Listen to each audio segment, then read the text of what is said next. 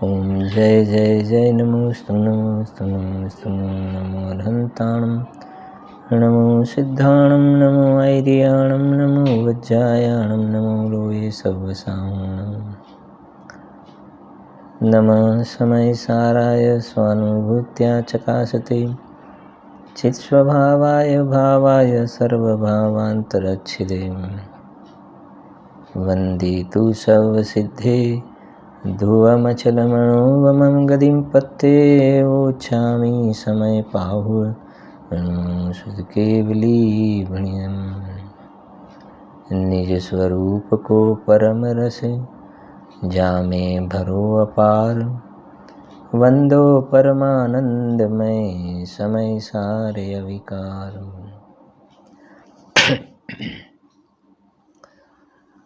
अध्यात्म रसिक कविवर पंडित श्री बनारसी दास जी द्वारा रचित સમયસાર નાટક ગ્રંથમાં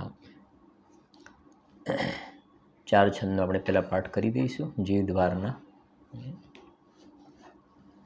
શોભિત નિજે અનુભૂતિ જુત ચિદાનંદ ભગવાન સાર પદાર્થ આત્મા सकल पदार्थ जान एक देखिए जानिए रमि रहिए कठोर समल विमल न विचारिए यह सिद्धि नहीं और जिन पद नाही शरीर को जिन पद चेतन माय जिन वर्णन कछु और है यह जिन वर्णन नाय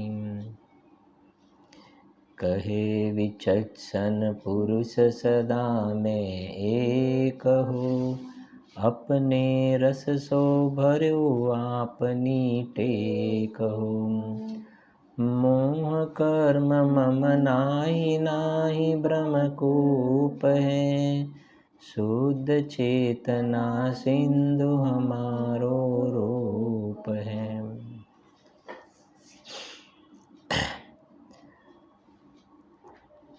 पेज नंबर से 30 नंबरનું પેજ છે, 7 નંબરનો છંદ છે, 7 નંબરનો છંદ પાઠ કરીશું। સમ્યક દર્શનનું સ્વરૂપ, સમ્યક દર્શનનું સ્વરૂપ શું કહે છે જુઓ। શુદ્ધ નયન નિહચે અકેલો આપું ચિદાનંદ अपने ही गुण पर जाय को गहतु है पूरन विज्ञान गण सोहे विवहार माही नव तत्व रूपी पंचदर्व में रहतु है पंचदर्व नव तत्व न्यारे जीव न्यारो लखे सम्यक दरस यह और न गहतु है सम्यक दरस जोई आत्म स्वरूप सोई मेरे घट प्रगटो बनारसी कहतु है।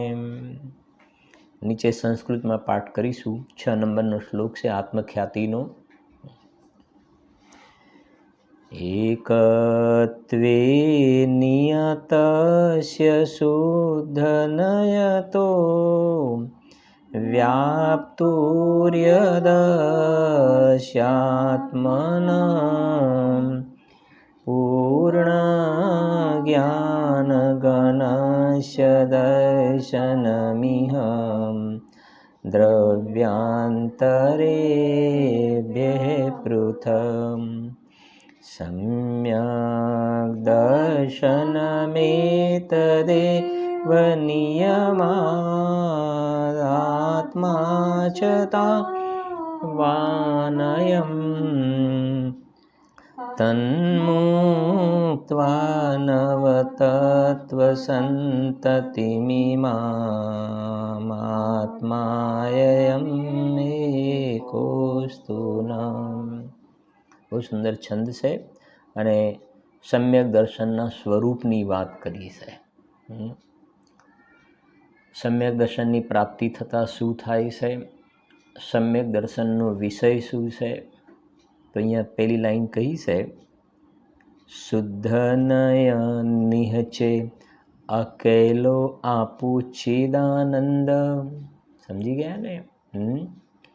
શુદ્ધ નયનો વિષય કહો કે સમ્યક દર્શનનો વિષય કહો કે દ્રષ્ટિનો વિષય કહો, વાત સમજાય છે ને?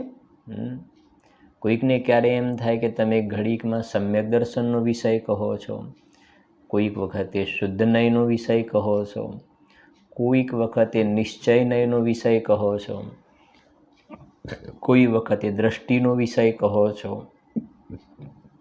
તો વાત તો એની જ છે. શુદ્ધ નયનો વિષય અથવા નિશ્ચય નયનો વિષય એ જ્ઞાન તરફથી કથન કર્યું, અને સમ્યક દર્શનનો વિષય અથવા તો દ્રષ્ટિનો વિષય એ શ્રદ્ધાગુણ તરફથી કથન કર્યું છે. ખ્યાલ આવે છે ને? તો આપણે રોજ એટલા માટે યાદ પણ કરાવીએ છીએ, થોડું પાકું પણ થતું જાય, ખ્યાલ પણ આવે. આ લખ્યું છે ને, શુદ્ધ નય એનો વિષય શુદ્ધ નય નિહચે અકેલો આપું ચિદાનંદ. સમજી ગયા ને? શુદ્ધ નયનો વિષય આ ગુણ પર્યાય વાળું જે દ્રવ્ય છે ને, આત્મદ્રવ્ય, આત્મદ્રવ્ય છે એ દ્રવ્ય પર્યાય સ્વરૂપ છે. શું કહ્યું? દ્રવ્ય પર્યાય સ્વરૂપ. વસ્તુ જે છે, આ જીવ એક વસ્તુ છે, એના બે પાર્ટ છે, બે ભાગ છે. જીવના બે ભાગ છે, ખાસ સમજવી જરાક વાત. એક દ્રવ્ય અને બીજું પર્યાય. જેમ સોનાની લગડી છે. શું કહ્યું? સોનાની લગડી. તો એમાં બે ભાગ થયા. સોનાની લગડી એમ કે તેમાં બે ભાગ થયા. એક ભાગ થયો સોનું અને બીજો ભાગ થયો લગડી. ભાગ એટલે અંશ. ખ્યાલ આવે ને? એ વસ્તુને બે રીતે તમે જોઈ શકો છો.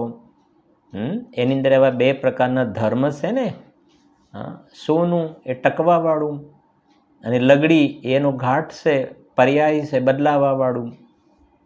બરાબર? ફરીથી, સોનાની લગડી એ આખી એક વસ્તુ થઈ. એ શું થઈ? આખી વસ્તુ. સોનાની લગડી આખી વસ્તુ થઈ ગઈ. એટલે એમાં સોનું પણ આવ્યું અને લગડી એટલે ઘાટ પણ આવી ગયો. બરાબર? દ્રવ્ય અને પર્યાય. સોનું એ દ્રવ્ય અને લગડી એ શું થઈ ગઈ? પર્યાય. એ આખી વસ્તુ થઈ ગઈ. હવે એ વસ્તુને જોવાની વાત છે. એ વસ્તુને જોવાની તો તમે એમાં સોનું પણ જોઈ શકો અને લગડી પણ જોઈ શકો. બરાબર? તમે કયા એંગલથી જુઓ છો, તમારી નજરમાં શું છે. એવી રીતે આ એક જીવ નામની વસ્તુ છે, આત્મા નામની એક વસ્તુ છે, આ પદાર્થ છે, જીવ નામની એક વસ્તુ છે. કહે ને, હું જીવ છું. તો આ એક વસ્તુ છે, એમાં બે ભાગ છે. બે ભાગ એટલે ઘંટીના પડની જેમ એક ઉપર ને એક નીચે એવો ભાગ નહીં. પણ આ જીવને બે રીતે જોઈ શકાય છે. એને જોવાના બે એંગલ છે. એક જેમ પેલા સોનું એ ટકવાવાળો ભાવ, અને બીજો એમાં લગડી, પછી એમાંથી હાર બન્યો, સમજે, એમાંથી બંગડી બની, એ બધું ચેન્જ થાય છે. એમ આ જીવ નામનું એક દ્રવ્ય છે ને, વસ્તુ છે, એમાં બે ભાગ છે. એક ટકવાવાળો ભાવ અને બીજો પલટવાવાળો ભાવ. ટકવાવાળો ભાવ ને બીજો પલટવાવાળો ભાવ. તો જે ટકવાવાળો ભાવ છે ને, કાયમ અનાદિ અનંત ટકવાવાળો, એને ત્રિકાળી દ્રવ્ય કહેવાય. એને શું કહેવાય છે? ત્રિકાળી દ્રવ્ય, કાયમ ટકવાવાળું. અને બીજું જે પર્યાય, તો પર્યાયની અંદર ક્યારેક રાગ થાય, ક્યારેક દ્વેષ થાય, ક્યારેક ક્રોધ થાય, ક્યારેક માન થાય, ક્યારેક આશ્રવ, ક્યારેક બંધ, ક્યારેક સંવર, ક્યારેક નિર્જરા, ક્યારેક મોક્ષ. એ બધા પર્યાયમાં બદલાવાવાળા ભાવ છે. એટલે આ વસ્તુ પહેલાં આપણે ખાસ સમજવાની છે.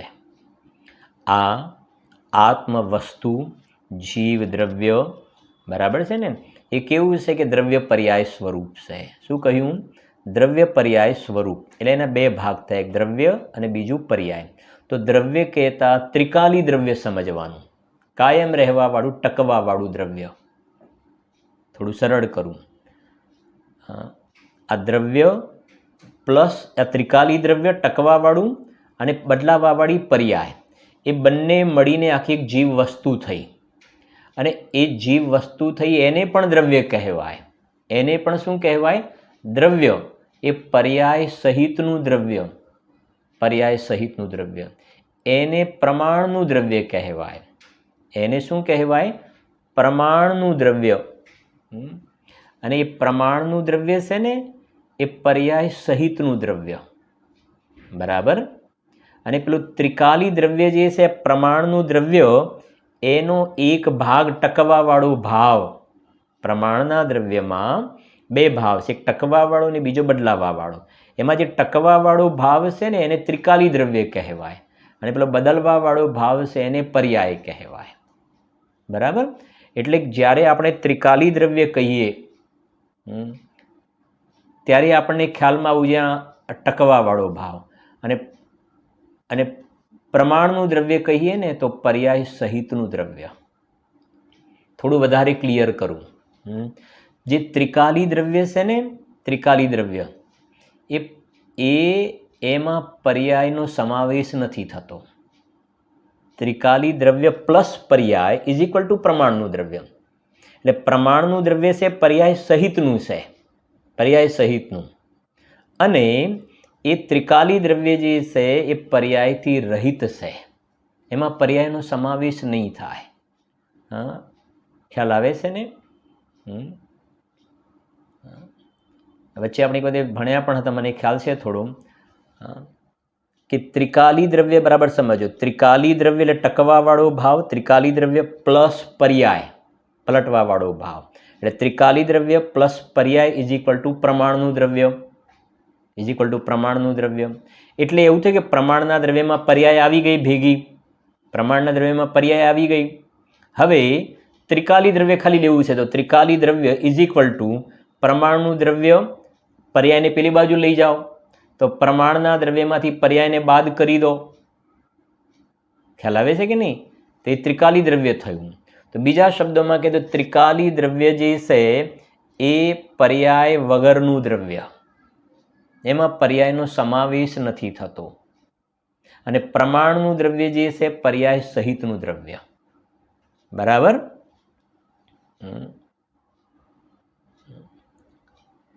હવે સમજો આગળ કે આ પ્રમાણનું દ્રવ્ય જે છે, પ્રમાણનું દ્રવ્ય પર્યાય સહિતનું દ્રવ્ય, એને જોવાવાળું પ્રમાણ જ્ઞાન, પ્રમાણ જ્ઞાનમાં આ પ્રમાણના દ્રવ્યનો સ્વીકાર થયો. પ્રમાણ જ્ઞાની જે સમ્યક જ્ઞાન છે ને, પ્રમાણ જ્ઞાન, એમાં આ પ્રમાણના દ્રવ્યનો સ્વીકાર થયો.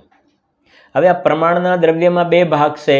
પ્રમાણના દ્રવ્યમાં એક ત્રિકાલી દ્રવ્ય અને એક પર્યાય.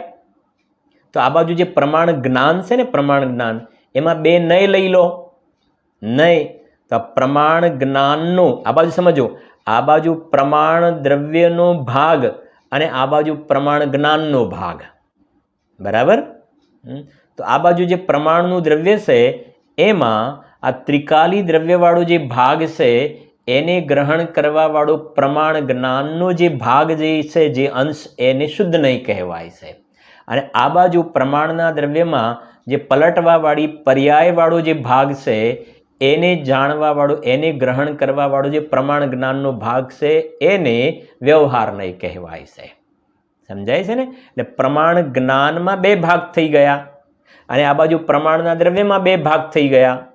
તો આખી વસ્તુ છે એના બે ભાગ. તો આ બાજુ એને જોવાવાળું જ્ઞાન છે એના પણ બે ભાગ, એને જોવાવાળા જ્ઞાનના પણ બે ભાગ.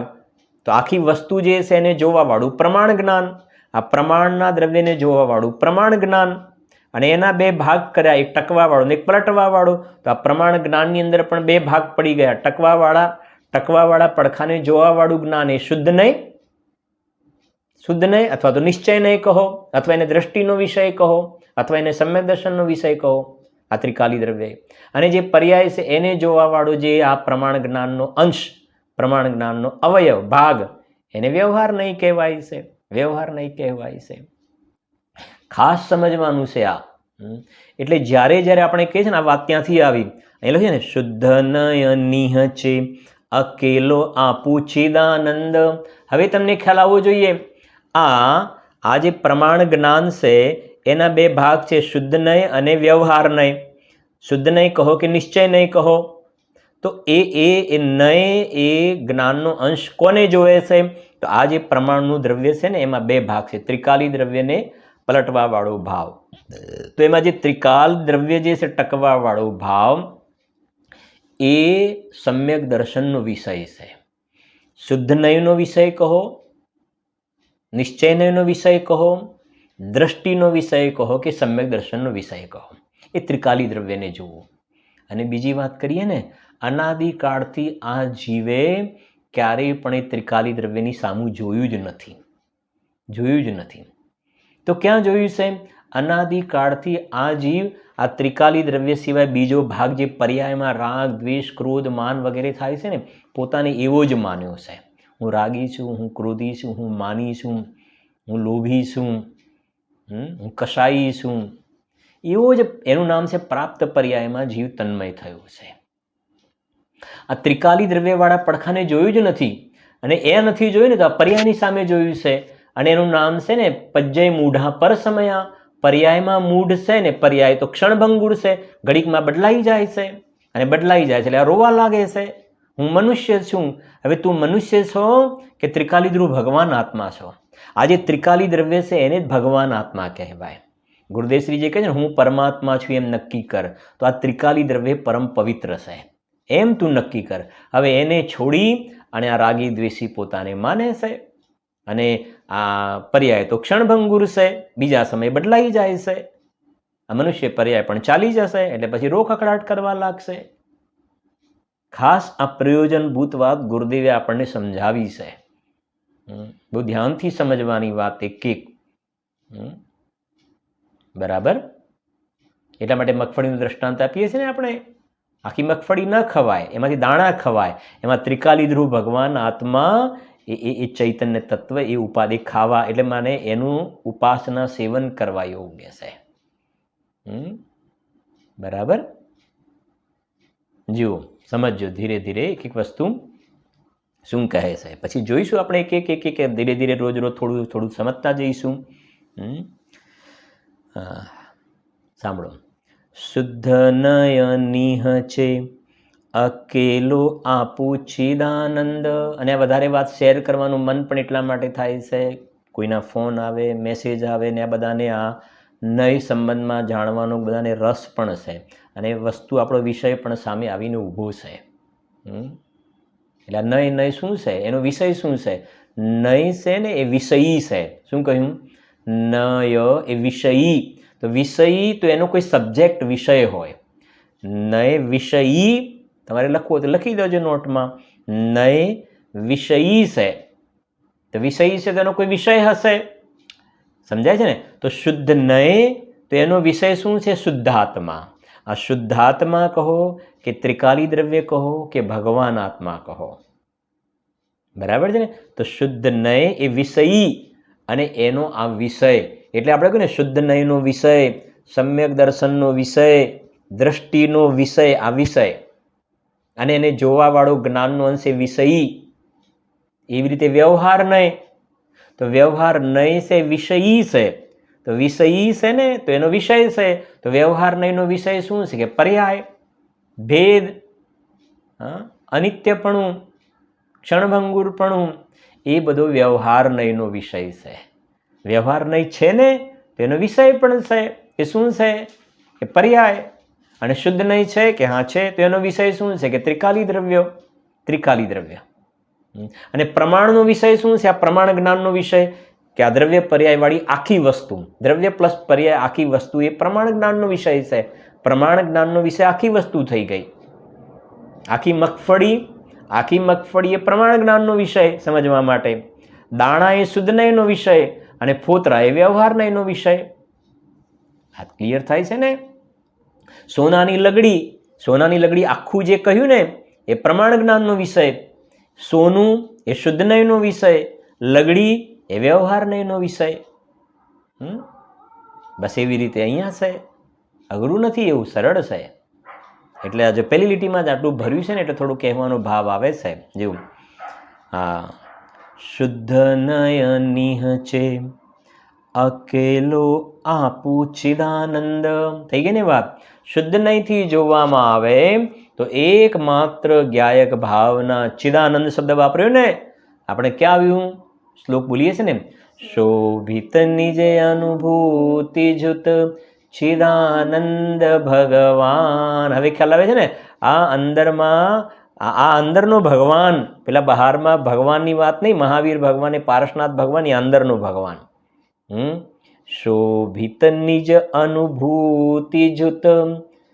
નિજ અનુભૂતિ એટલે શુદ્ધ નયથી જોવામાં આવે તો શું દેખાયું? ચિદાનંદ ભગવાન. અંદરમાં ભગવાન આત્મા જે ચિદાનંદ જ્ઞાનાનંદ સ્વરૂપ છે ને, એ કહે છે કે મેં જ્ઞાનાનંદ સ્વભાવી હું. એ ચિદાનંદ સ્વરૂપ ભગવાન આત્માના દર્શન થયા. કે એને જોવા માટેની આંખ કઈ છે? કે શુદ્ધ નયની આંખથી જોવામાં આવે. પ્રવચનસાર 114 ગાથા. પર્યાયને જોવાના ચક્ષુને સર્વથા બંધ કરી ઉઘાડેલા દ્રવ્યાર્થિક નયના ચક્ષુથી જોવામાં આવે તો આ ચિદાનંદ ભગવાનના દર્શન થાય છે. આ સમ્યક દર્શનનું સ્વરૂપ ચાલે છે ને, આ શ્લોકમાં સમ્યક દર્શનનું સ્વરૂપ છે. અને કયા સમ્યક દર્શનનું? નિશ્ચય સમ્યક દર્શનનું વાત ચાલે છે. આ શું કહ્યું? મેં તમને પહેલા કહ્યું 13 ગાથાના પહેલા 3 શ્લોક આવ્યા છે. વ્યવહાર તો હંત હસ્તાવલંબ, વ્યવહાર તો ખેદ છે કે ત્યાં ઊભા રહેવું પડે છે. બાકી શુદ્ધ નયનો વિષય જે નિશ્ચય સમ્યક દર્શનની આ ગાથા નિશ્ચય સમ્યક દર્શનના શ્લોક છે. તો કે છે નિશ્ચય સમ્યક દર્શન કોના આશ્રય? તો કે છે શુદ્ધ નયનિહ છે અકેલો આપું ચિદાનંદ. એકડે એક, બસ. ગુરુદેવ કહે એક બાજુ રામ અને બીજી બાજુ ગામ. એક બાજુ રામ, આત્મ રામ, ને બીજી બાજુ ગામ. આ એક આત્મ રામ એ શુદ્ધ નયનો વિષય, ચિદાનંદ ભગવાન. હવે શું કહે સાંભળજો. અપને હી ગુણ પર જાય કો ગહતું હે. બહુ સરસ વાત કહી છે કે જ્યારે આ શુદ્ધ નયનો વિષયભૂત ત્રિકાલી ધ્રુવ ભગવાન આત્માની જ્યારે અનુભૂતિ થાય છે ને, તો એ શુદ્ધ નયના વિષયભૂત ત્રિકાલી દ્રવ્યને જોવાવાળું કોણ છે? કે પર્યાય. જોવાવાળું કોણ છે? એને કે પર્યાય. વાદ્યરથી સમજીએ, ત્રિકાલી દ્રવ્ય અને પર્યાય. તો આ ત્રિકાલી દ્રવ્યને જોવાવાળું કોણ છે? કે પર્યાય. પર્યાય ત્રિકાલી દ્રવ્યને જોવે છે. ત્રિકાલી દ્રવ્યને પર્યાય જોવે છે. તો થયું શું હવે? તો ગુરુદેવશ્રી વારંવાર પ્રાપ્તની પ્રાપ્તિ થાય છે. શું થાય છે? પ્રાપ્તની પ્રાપ્તિ થાય છે. તો સમ્યક દર્શન પ્રાપ્ત થતા આ શુદ્ધ નયનો વિષયભૂત ચિદાનંદ ભગવાન આત્માને જોતા શું થાય છે? કે પર્યાયની અંદર જે આ મિથ્યા દર્શન, મિથ્યા જ્ઞાન, મિથ્યા ચારિત્ર હતું ને, એની જગ્યાએ પર્યાયની અંદર સમ્યક દર્શન જ્ઞાન ચારિત્રનો જન્મ થાય છે. ગુણોનું જે શ્રીમદજી લખ્યું ને, સર્વગુણાંશ સમ્યક્ત્વ, સર્વગુણાંશ સમ્યક્ત્વ એટલે કે આત્માના અનંત ગુણો જે છે ને એનું શુદ્ધ પરિણમન ચાલુ થાય છે. સમ્યક દર્શન થતાં આ આત્માના ગુણોનું શુદ્ધ પરિણમન ચાલુ થયું. ત્યાં આગળ જેનું આંશિક થયું એનું આંશિક, પણ બધા ગુણોનું પરિણમન શુદ્ધ ચાલુ થઈ ગયું. એટલે અપને હી ગુણ પર જાય કો ગહતું હૈ. જેને બીજા શબ્દમાં તમને કહું ને, અહીંયા ગુણ પર્યા અપને હી ગુણ પર જાય કો ગહેતું હૈ. તો સમયસાર ગ્રંથરાજમાં પરિશિષ્ટમાં યાદ આવે છે ને, પરિશિષ્ટમાં, પરિશિષ્ટની અંદર 47 શક્તિ છે ને. ભણ્યા હતા આપણે સ્યાદવાદ અધિકાર અને સાધ્ય સાધક અધિકાર, બે છે ને પરિશિષ્ટમાં. એમાં પહેલો સ્યાદવાદ અધિકાર છે ને, એની અંદર 47 શક્તિ આવી. તો ગુરુદેવ શ્રીએ બહુ સરસ એની વાત કરી છે અને મૂળ અમૃતચંદ્રદેવે આત્મખ્યાતિમાં પણ કહ્યું કે અહીંયા 47 શક્તિઓ છે ને, એટલે ઉછળતી લેવી. ઉછળતી શબ્દનો પ્રયોગ કર્યો. ઉછળતી એનો અર્થ એ છે જેમ દરિયામાં મોજા ઉછળે ને, દરિયામાં મોજા ઉછળે તો દરિયાની અંદર જે મોજા ઉછળે છે તો એની અંદર શું હોય છે? પાણી હોય છે કે ધૂળ રેતી હોય છે? તો દરિયામાં પાણીના જે ઉછળે છે તો એની અંદર પાણી જ હોય છે, કેમ કે દરિયાના મોજા છે તો એની અંદર પાણી ઉછળે છે.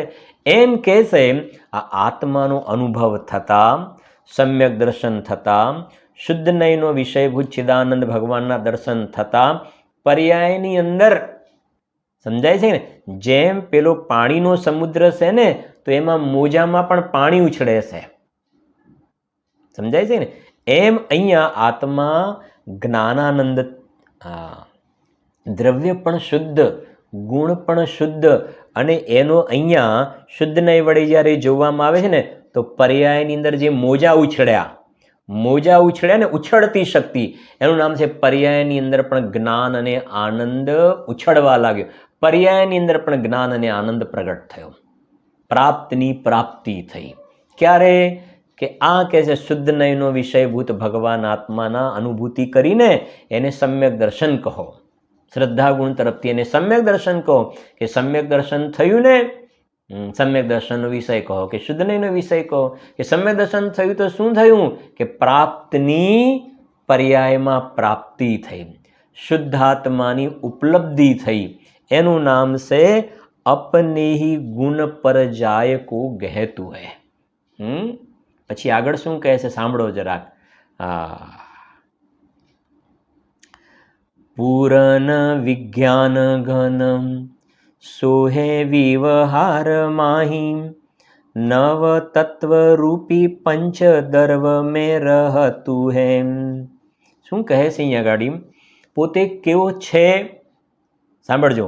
પૂરન વિજ્ઞાન ઘનમ, આ ત્રિકાલી ધ્રુવ ભગવાન આત્મા જે સમ્યક દર્શનનો વિષય છે, કે એનું શરણ લેતા પર્યાયની અંદર પણ આનંદનો પ્રવાહ ચાલુ થઈ ગયો ને, એ જેના શરણમાં જતા પર્યાયમાં આનંદનો પ્રવાહ ચાલુ થઈ ગયો ને, રત્નત્રયનો પ્રવાહ ચાલુ થઈ ગયો, એ ભગવાન આત્મા કેવો છે? તો કે છે પૂર્ણ વિજ્ઞાન ઘન છે.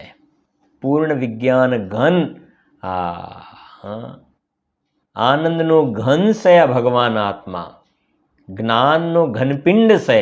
એની અંદર ઘન શબ્દ વાપરે છે ને, પૂર્ણ વિજ્ઞાન ઘન, એનો મતલબ સોલિડ છે. એની અંદર કોઈ રાગ દ્વેષ વિકારી ભાવ એનો અંદરમાં પ્રવેશ થઈ શકતો નથી. એનું નામ છે પૂર્ણ વિજ્ઞાન ઘન છે આ ભગવાન આત્મા. હવે શું કહે સાંભળજો. પૂર્ણ વિજ્ઞાન ઘન, હવે સોહે વિવહાર માહી. એટલા માટે મેં તમને પહેલાં થોડું આપણે સ્વાધ્યાય કર્યો. એક શુદ્ધ નયથી જુઓ, હવે આવે કહે છે વ્યવહાર નયથી જુઓ. આ આત્માને એટલા માટે સોનાની વાત કરીને સોનું જુઓ અને લગડી જુઓ, એના ઘાટ જુઓ. બરાબર છે કે નહીં? બીજું પણ એક દ્રષ્ટાંત આપ્યું આપણે મગફળીનું, એક સોનાનું દ્રષ્ટાંત આપ્યું. હવે અહીંયા કહે છે પૂરન વિજ્ઞાન ઘન સોહે વિવહાર માહી નવ તત્વ રૂપી પંચ દર્વ મેં રહતું હે. શું કહે છે અહીંયા ગાડી? વ્યવહારથી જોવામાં આવે ને, સાંભળજો જરા શાંતિથી. અહીંયા એક નવ તત્વ શબ્દ આવ્યો અને એક પંચ દર્વ શબ્દ આવ્યો. નવ તત્વના નામ પહેલાં બોલી લઈએ ને આપણે. જીવ, અજીવ, આશ્રવ, બંધ, સંવર, નિર્જરા, મોક્ષ, પછી પુણ્ય અને પાપ. આ નવ તત્વ થઈ ગયા. બરાબર છે ને? નવ તત્વ થઈ ગયા. અને પંચ દર્વ શબ્દ વાપર્યો, 5 દ્રવ્ય. એટલે તો 5 દ્રવ્ય કહ્યા ને, પણ છઠ્ઠું કાળ દ્રવ્ય પણ ભેગું સમજી લેવું અહીંયા ગાડી. જેમ પંચાસ્તિકાય ગ્રંથનું નામ છે ને, તો પંચાસ્તિકાય ગ્રંથનું નામ છે તો ત્યાં કાળ દ્રવ્યની પણ ચર્ચા છે. પણ કાળ દ્રવ્ય એક પ્રદેશી છે ને, એટલે અહીંયા પંચદર્વ કહ્યું છે. પણ ખાસ તો અહીંયા જે ત્યાં પંચાસ્તિકાયવાળી વાત છે ને, ત્યાં કાળ દ્રવ્યને છોડ્યું છે ને, અહીંયા જે છે નવ તત્વરૂપી પંચદર્વ મેં રહતું હે. પંચદર્વ નવ તત્વ ન્યારે જીવ ન્યારો લખે તો અહીંયા સાંભળજો જરાક, થોડુંક પેલું પંચાસ્તિકાયવાળું અહીંયા થોડુંક અંતર છે, ધીરજથી સમજજો. કે સાંભળજો, જીવ પછી બીજું કયું તત્વ આવ્યું? અજીવ. તો અજીવની અંદર 5 દ્રવ્ય આવી ગયા. અજીવમાં કેટલા દ્રવ્ય આવી ગયા? 5 દ્રવ્ય આવ્યા: પૂદગલ, ધર્મ, અધર્મ, આકાશ અને કાળ. સમજાય છે ને વાત? અહીંયા જે પંચદ્રવ્ય શબ્દ વાપર્યો ને, તો ત્યાં પૂદગલ, ધર્મ, અધર્મ, આકાશ અને કાળ. હવે શું કહે સાંભળજો.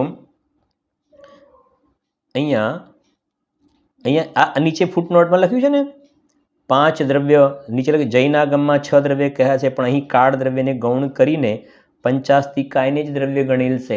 એ પણ એક શૈલી છે, બરાબર છે ને? બીજી આ પણ છે, સાંભળજો કે કેવી રીતે. તો નવ તત્વને પહેલાં સમજો તમે, બરાબર? વારી આગળ એની ચર્ચા આવવાવાળી પણ છે, એટલે થોડું ધીરે ધીરે આપણે આગળ વધીએ છીએ. કે અહીંયા વ્યવહાર નયના વિષયની વાત છે, વ્યવહાર નયના વિષયની. એટલે તમને ખાસ ખ્યાલ આવવો જોઈએ તરત જ. નિશ્ચય નય એટલે પેલો ટકવાવાળો ભાવ ત્રિકાલી, એ શુદ્ધ નયનો વિષય. અને વ્યવહાર નયનો વિષય એટલે પેલો પલટવાવાળો ભાવ પર્યાય, પલટવાવાળો ભાવ પર્યાય. હવે જે પલટવાવાળો ભાવ પર્યાય છે ને, એમાં સમજજો. હવે પલટવાવાળો ભાવ પર્યાય છે, એની અંદર આ નવ તત્વને પંચદર્વ લેવા છે આપણે પલટવાવાળા ભાવમાં. તો કેવી રીતે સાંભળજો. પેલું જીવ તત્વ લઈએ, જીવ તત્વ. તો જીવની અંદર તમને છડાળા એક વખત યાદ કરાવું. ત્યાં વ્યવહારના વર્ણનમાં લખ્યું જીવના છે ને, બહિરાત્મ, અંતરાત્મ, પરમાત્મ, જીવ ત્રિધા હે, છે કે નહીં? બહિરાત્મા, અંતરાત્મા, પરમાત્મા, એ બધા ભેદ કોના બતાવ્યા? જીવના, જીવના બતાવ્યા. એક એક શબ્દો સમયસારના બરાબર ધીરજથી સમજવા પડશે. જીવના 3 ભેદ બતાવ્યા: બહિરાત્મા, અંતરાત્મા અને પરમાત્મા. તો મારો તમને એ પ્રશ્ન છે, આ બહિરાત્મા, અંતરાત્મા અને પરમાત્મા એ જીવના 3 ભેદ બતાવ્યા. આ ત્રિકાલી દ્રવ્યની વાત છે કે પર્યાયની વાત છે? પર્યાયની વાત છે, પર્યાયની વાત. પર્યાયની અંદર આ બહિરાત્માપણું છે. હવે ત્રિકાલીનો અનુભવ થયો તો બહિરાત્મામાંથી અંતરાત્મા થયો, સમ્યક દ્રષ્ટિ થઈ ગયો. અને આ ત્રિકાલી દ્રવ્યમાં જામી ગયો તો અંતરાત્મામાંથી શું થઈ ગયો? પરમાત્મા થઈ ગયો. તો આ બધી પર્યાય તો બદલાય છે. પર્યાયની અંદર આ બધી અવસ્થાઓ તો ચેન્જ થાય છે. આ કોની અવસ્થાઓ છે? જીવ. આ જીવ. અહીંયા એ બતાવવું છે કે આ તમે જોડે આગળ લાઈન વાંચશો ને તો સમજજો. પૂરન વિજ્ઞાન ઘન સોહે વિવહાર માહી. પછી શું લખ્યું છે? નવ તત્વ રૂપી પંચ દર્વ મેં રહતું હે. નવ તત્વને પંચ દર્વમાં રહેલો છે. હવે આગળ સાંભળજો. પંચ દર્વ, નવ તત્વ, ન્યારે જીવ. એ ન્યારે પંચદર્વ, નવ તત્વ, ન્યારે જીવ, ન્યારો લખે, સમ્યગ દર્શયે ઓર ન ગહતું હે. સમજી ગયા ને? આ સમ્યક દર્શનનો વિષય બતાવો છે. સમ્યક દર્શનનો વિષય, જે શુદ્ધ નયનો વિષય. કેવી રીતે સમજશો તમને ખ્યાલ આવશે. હવે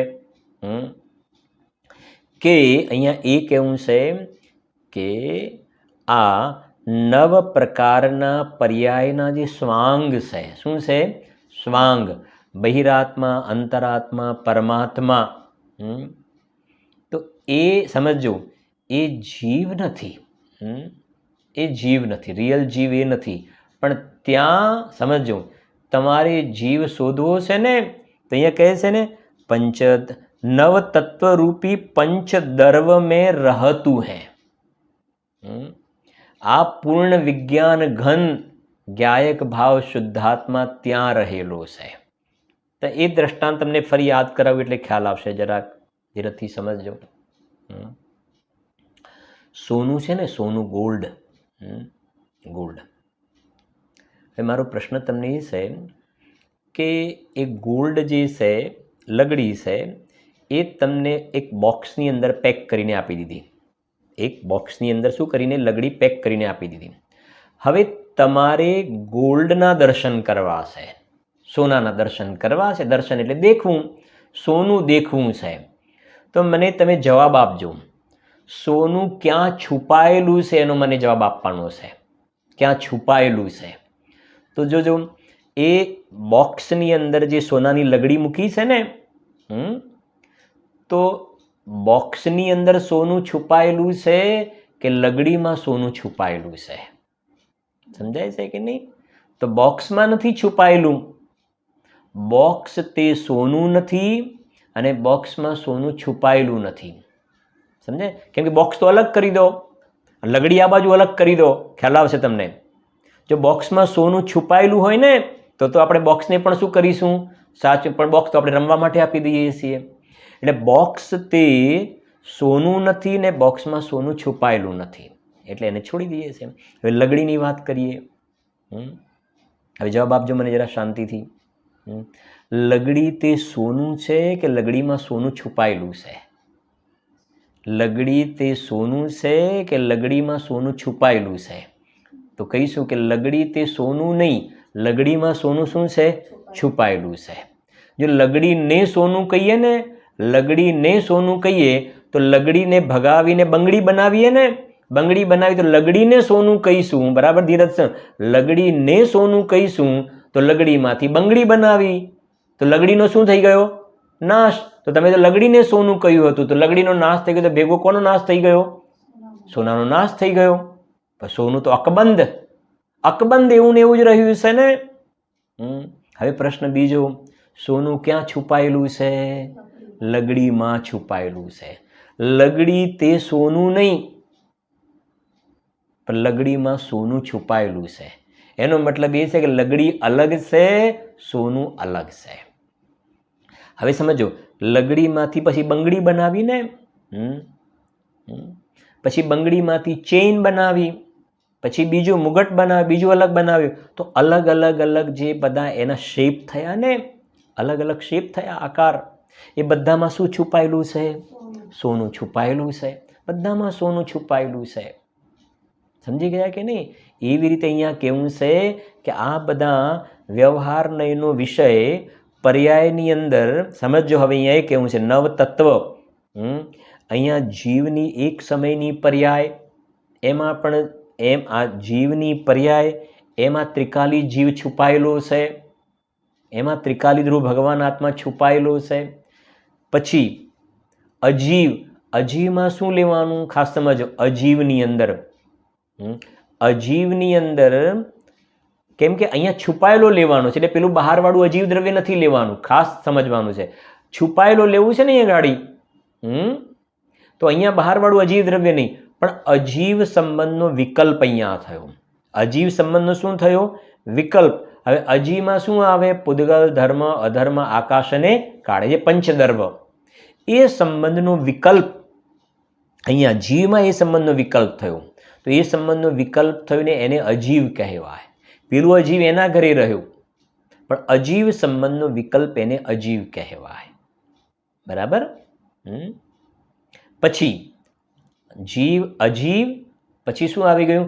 આશ્રવ. તો પર્યાયમાં રાગાદિ વિકારી ભાવ છે. પછી આશ્રવ પછી રાગમાં રોકાવું એ બંધ, એ બંધ, આશ્રવ બંધ. પછી શુભ ભાવ થયો, શુભ ભાવ એ પુણ્ય. આ પર્યાયમાં થાય છે જીવની પર્યાયની અંદર શુભ ભાવ, જેમ અત્યારે આપણને શુભ ભાવ છે. બરાબર? પછી અશુભ ભાવ એ પણ જીવની પર્યાય છે. પછી આત્માનો અનુભવ થયો તો શું પ્રગટ થયું? સંવર પ્રગટ થયો, એ પણ જીવની પર્યાય છે. અને સંવરપૂર્વકની નિર્જરા એ પણ જીવની પર્યાય છે.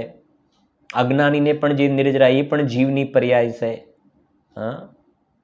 અને પછી મોક્ષ એ પણ જીવની પર્યાય છે. આ બધા નવે નવ શું છે? સ્વાંગ છે.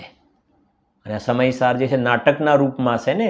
પછી આપણે જોઈશું નાટકની અંદર એક જ વ્યક્તિ અલગ અલગ સ્વાંગ કરીને આવે ને, એક જ વ્યક્તિ અલગ અલગ સ્વાંગ કરીને આવે, પણ વ્યક્તિ તો એનું એ જ છે, સ્વાંગ અલગ અલગ છે. એમ આ બધા શું છે? અલગ અલગ સ્વાંગ છે. જીવ, અજીવ, આશ્રવ, બંધ, સંવર, નિર્જરા, મોક્ષ, પુણ્ય, પાપ, આ બધા નવ જે છે એ તો જીવના શું છે? સ્વાંગ. હવે એમાં તમારે પરમાર્થ સાચો જીવ શોધવો છે ને, તો આ નવમાં છુપાયેલો છે, નવમાં છુપાયેલો છે, પણ નવ તે સાચો જીવ નથી. આ નવ તો સ્વાંગ છે. જેમ સોનાના અલગ અલગ આકાર કયા ને, એમાં સોનું અલગ છે, પેલા આકાર અલગ છે, એમ જીવની પર્યાયની અંદર આવા પ્રકારના પરિણામ જોવામાં આવે ને એ અલગ છે. અને એમાં જે જીવ છુપાયેલો છે રિયલ, એ સમ્યક દર્શનનો વિષય છે, એ શુદ્ધ નયનો વિષય છે. અને સમ્યક દર્શન કોને ગ્રહણ કરે છે? મેં પહેલાં કહ્યું ને, આ નિશ્ચય સમ્યક દર્શનની વાત છે, ભૂતાર્થના આશ્રય સમ્યક દર્શન. આ નવ તત્વને ભૂતાર્થ નયથી જાણવા, એનું નામ સમ્યક દર્શન. આ વ્યાખ્યા એ છે 13 નંબરની ગાથા. ભૂતાર્થથી જાણેલ જીવ અજીવ વળી પુણ્ય પાપને, આ સર્વ સંવર નિર્જરા બંધ મોક્ષ તે સમ્યક્ત્વ છે. છે કે નહીં ગાથા? નવને ભૂતાર્થ નયથી જાણવા. તો નવને ભૂતાર્થ નયથી જાણવા એટલે નવમાં એક જ્ઞાયકને જોવો, એનું નામ નવને ભૂતાર્થથી જાણવા. સમજી ગયા ને? હા, અહીંયા એ કેવું છે, જેમ સોનાના અલગ અલગ ઘાટ છે ને, 9 ઘાટ છે, પણ એ કહે છે કે 9માં એક ગોલ્ડને જોવું, 9ને ન જોવા, અને એમાં એક ગોલ્ડને જોવું. એમાં કહે છે કે 9ના જે ભેદ છે, પર્યાયના ભેદ, એમાં પર્યાયના ભેદને જોવાનું બંધ કરી અને એમાં એક છુપાયેલો જે જ્ઞાયક ભાવ છે ને, એ સમ્યક દર્શન એને ગ્રહણ કરે છે. અહીંયા લખ્યું છે ને, છઠ્ઠી લીટી જુઓ તમે, સમ્યક દર્શ યહે, લખ્યું છે ને, સમ્યક દર્શ યહે ઓર ન ગહતુ હે. ઓર નગ, એ નવ તત્વને પંચ દર્વ જે એના બધા ભેદને સમ્યક દર્શન ગ્રહણ કરતું નથી. જો આખું વાંચું છું 6 લીટી પહેલા. શુદ્ધ નયનિહ છે અકેલો આપું છેદાનંદ, અપને હી ગુણ પર જાય કો ગહતું હે. પૂરન વિજ્ઞાન ગન સોહે વિવહાર માહી, નવ તત્વ રૂપી પંચ દર્વ મેં રહતું હે. પંચદર્વ નવ તત્વ ન્યારે જીવ ન્યારો લખે. જીવ ન્યારો છે એનાથી.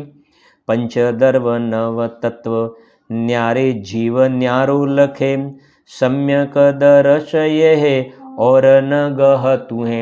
સમ્યક દર્શન સમજો, 2 ઓપ્શન છે. એક બાજુ પૂર્ણ વિજ્ઞાનગન ભગવાન આત્મા અને બીજી બાજુ આ નવના ભેદ. તો સમ્યક દર્શન આમાંથી કોને ગ્રહણ કરે છે? સમ્યક દર્શન એક જ્ઞાયક ભાવ પૂર્ણ વિજ્ઞાન ગણને ગ્રહણ કરે છે. ઓર ન ગહતું હે. ઓર ન ગહતું એટલે સમ્યક દર્શનનો વિષય આ 9 અલગ અલગ ભેદ છે ને, એ સમ્યક દર્શનનો વિષય નથી. એ વ્યવહાર નયનો વિષય છે, એ અશુદ્ધ નયનો વિષય છે. બરાબર છે કે એ કેવું છે? પછી તરત જ સ્પષ્ટ કરે છે. જો આગળ, સમ્યક દર્શ જોઈ આત્મ સ્વરૂપ સોઈ. હવે અહીંયા આટલું કહી દીધું. આ જે સમ્યક દર્શન જોઈ આત્મ સ્વરૂપ સોઈ, આ સમ્યક દર્શન જે પ્રગટ થયું ને, અહીંયા તો એક કલશમાં એ કહી દીધું છે કે સમ્યક દર્શન પ્રગટ થયું, બસ એ જ આત્મા છે. અહીંયા એ બતાવે છે કે પેલા નવના જે ભેદરૂપ વિકલ્પ છે ને, એ આત્મા નથી. એ સમજાવવા માટે આ સમ્યક દર્શનને પણ આત્મા કહી દીધું છે. અહીંયા આગળ આવશે પણ ખરી એ પ્રકારની શૈલી. સમ્યક દર્શન છે તો પર્યાય, શુદ્ધ પર્યાય છે, પણ એ પર્યાયમાં આ આત્માની જાત મળે છે. પૂર્ણ વિજ્ઞાન ઘન ભગવાન આત્મા જ્ઞાનાનંદ સ્વભાવી છે ને, તો પર્યાયમાં પણ આ પ્રકારે જ્ઞાનાનંદ છે ને, એટલા માટે આ સમ્યક દર્શનને પણ શું કહેવામાં આવે છે? આત્મા કહેવામાં આવે છે. કેમ કે એ પર્યાયમાં આત્માનો શ્રદ્ધામાં સ્વીકાર થયો, માટે સમ્યક દર્શન તે આત્મા. આ એટલા માટે કહ્યું ને, પેલા નવ ભેદ તે આત્મા નથી, એટલું બતાવવા માટે સમ્યક દર્શનને આત્મા કહ્યું છે અહીંયા આગળ. એટલે લખે જો, સમ્યક દર્શ જોઈ આત્મ સ્વરૂપ સોઈ. એ આત્માનું સ્વરૂપ છે સમ્યક દર્શન. તે નવના ભેદ એ આત્માનું સ્વરૂપ નથી. મેરે ઘટ પ્રગટો બનારસી કહતું હે. બનારસી દાસજી કહે છે કે મને મારી પર્યાયમાં આવા પ્રકારની દશા, આવા પ્રકારનું સમ્યક તો મારી પર્યાયની અંદર પ્રગટ થયું છે. એવા પ્રકારનો ભાવ અહીંયા લખેલો છે. નીચે આપણે વાંચી લઈએ જરાક. જો 6 નંબરનો શ્લોક છે ને, એટલે તમને ખ્યાલ પણ આવશે. જો, એકત્વે નિયતસ્ય શુદ્ધ નયતો વ્યાપ્તુર્યદસ્યાત્મન पूर्णज्ञानघनस्य दर्शनमिह द्रव्यान्तरेभ्यः पृथक् सम्यक् दर्शनमेतदेव नियमा आत्मा च तावानयम् તન્મુક્ત્વા પછી આટલું જોઈ લો નવતત્વ સંતતિમિમામ નવતત્વની સંતતિથી એના પહેલા તન્મુક્ત્વા માને આ નવતત્વની સંતતિથી મુક્ત થઈ જાઓ એ નવના ભેદને જોવાનું શું કરી દો છોડી દો નવના ભેદ લખ્યું ને તમે